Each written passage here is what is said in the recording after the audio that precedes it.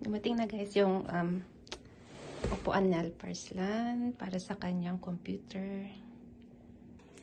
Mag-unboxing tayo guys. Tignan natin kung ano. Kung walang problema yung pinadala nila.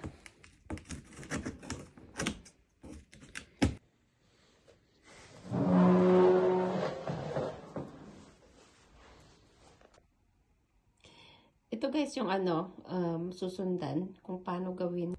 Excited din ako makita kung ano ang magiging reaction niya kasi it's a surprise para sa kanya, sa kanyang sa result ng kanyang exam. So yeah, tignan natin mamaya pagdating niya kung ano ang magiging reaction niya.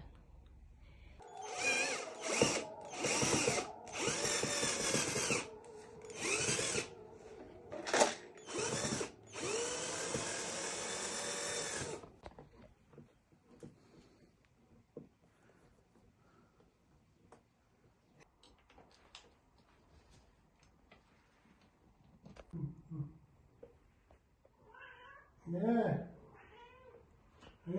Sevimli. Oh, tatlış.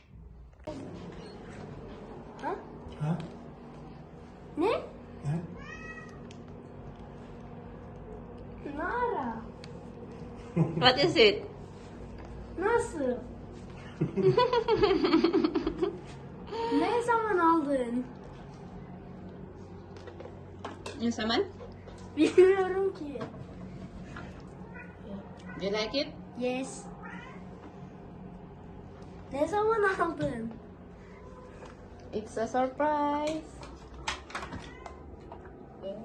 Surprise from Baba. Teşekkürler. Aslanım benim. How about me?